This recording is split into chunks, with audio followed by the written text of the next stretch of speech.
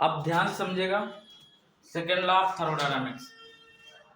तो गाइस मैं self SK Singh और आज हम लोग क्लास 11th का थर्मोडायनामिक सिस्टम में सेकेंड लॉ पढ़ेंगे। तो फर्स्ट लॉ क्या था? फर्स्ट लॉ ये बता रहा था आपको, देखिए एक आइसोथर्मल प्रोसेस था, एडियाबैटिक प्रोसेस और आइसोकोरिक प्रोसेस, आइसोबेरिक प्रोसेस।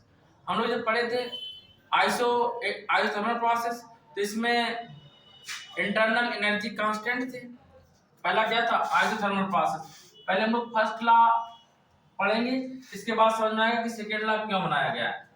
तो फर्स्ट लॉ क्या था? फर्स्ट था आइसो थर्मल प्रोसेस।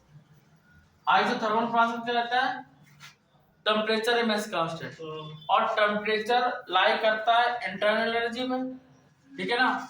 तो हम लोगों ने लिखा था, याद होगा आपको, कि डी क्यू इक्वल क्या होता है? D U plus D W first law है। और जब टेम्परेचर कांस्टेंट है तो इसकी इंटरनल एनर्जी जीरो हो जाएगी प्लस डी डब्ल्यू आएगा। तो डी क्यू इक्वल क्या आया था? डी डब्ल्यू आया था। D Q equal D W first ये हुआ था हमारा। सेकेंड था आइसोबेरिक प्रोसेस, थर्ड था आइसोकोरिक प्रोसेस।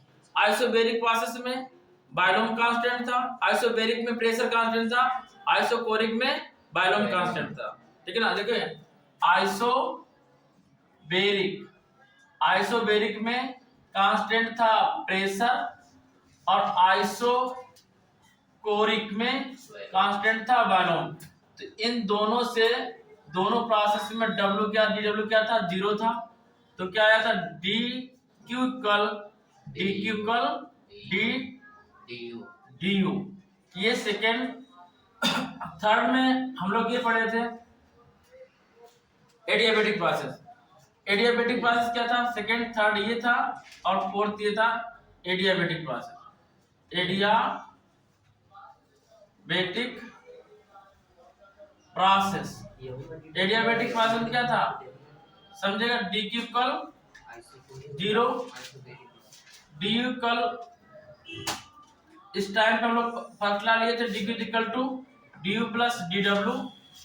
डी क्यू लिया था जीरो, D U plus D W. तो डी यू इक्वल क्या आया था? Minus D W. अब ये साइलेंट होकर समझिएगा, ये हम लोगों ने फर्स्ट लॉ के प्रोसेस पढ़े थे, ध्यान समझिएगा इतना। और जो फिगर बना था ये हमारा सोर्स था,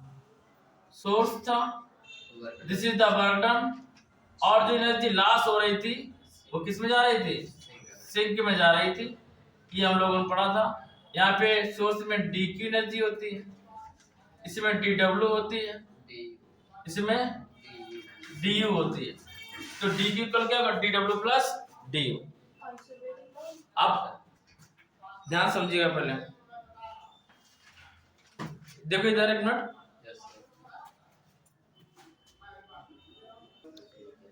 अब ध्यान दीजिएगा। तो फर्स्ट लॉ में ये बताया गया है, इसमें देख रहे हैं आइसोथर्मल प्रोसेस में कि heat, total heat converted into the work done. ये इन्होंने बताया केल्विन प्लैंक ने सेकेंड लॉ में कि इट इज इम्पॉसिबल कि टोटल हीट कन्वर्ट हो जाए किसमें? वर्क डन में। इट इज इम्पॉसिबल, मतलब ये पॉसिबल नहीं है कि जो इंजन को हीट दी जाए वो टोटल हीट कन्वर्ट हो जाए किसमें? वर्क डन में। ये इम्पॉसिबल है। तो इस लॉ को इन्होंने फेल कर दिया। कैसे? जैसे हमने बताया गैस सिलेंडर में आपने कोई वाटर को बॉइलिंग कराना है, गैस सिलेंडर लिया और आपने केतली रखी, केतली में वाटर बॉइलिंग करा रहे हैं। अब क्या होगा कि ऐसा इम्पॉसिबल है कि केतली हीट अप ना हो और वाटर बॉइलिंग हो जाए, ऐसा इम्पॉसिबल है। और तो हम केतली गर्म नहीं करना चाहते हैं, हम तो केवल वाटर को बॉइलिंग करना चाहते हैं, उसकी एनर्जी देना चाहते हैं। तो ये इम्पॉसिबल हो गया, ठीक है ना। फर्स्ट थिंग, सेकेंड थिंग, जैसे हम लोग ये एग्जाम्पल ले सकते हैं कि इंडक्शन चूल्हे का। इंडक्शन चूल्हा क्या है कि वो पार्ट को, केवल जिस पार्ट में लिक्विड गर्म किया जाता है केवल उसको ही हीटअप करता है। जैसे इंडक्शन चूल्हे के ऊपर हैंड रख देंगे आप तो हीटअप नहीं होगा, कह रहे नो इमिशन ऑफ हीट का कोई इमिशन नहीं हो रहा होता है। लेकिन वायर के थ्रू इलेक्ट्रॉन मूव करेंगे वही इलेक्ट्रॉन से ही कॉइल कॉइल लगी होती है नीचे इंडक्शन चूल्हे में, उसी कॉइल से ही तो हिट जाएगी।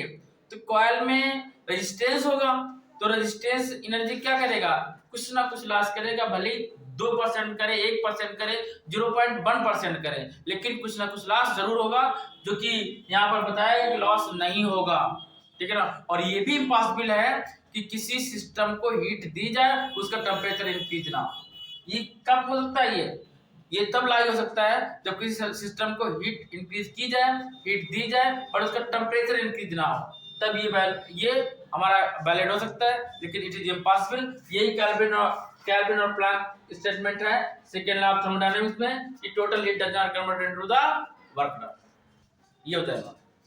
सेकेंड कैल्सियस का स्टेटमेंट है, कैल्सियस ने बताया कि इट इज आल्सो इम्पॉसिबल कि एक हॉट बॉडी हो, एक हॉट बॉडी हो, ठीक है ना, और इससे एक हॉट बॉडी सॉरी एक कोल्ड बॉडी हो और कोल्ड बॉडी से हीट प्रोवाइड कराई जाए, हॉट बॉडी को हीट प्रोवाइड कराई जाए, ये हीट प्रोवाइड कराई जाए, तो ये इम्पॉसिबल होगा कि कोल्ड बॉडी से हीट ट्रांसफर हो, कोल्ड हॉट बॉडी को कोल्ड बॉडी से हॉट बॉडी को ट्रांसफर नहीं होगी।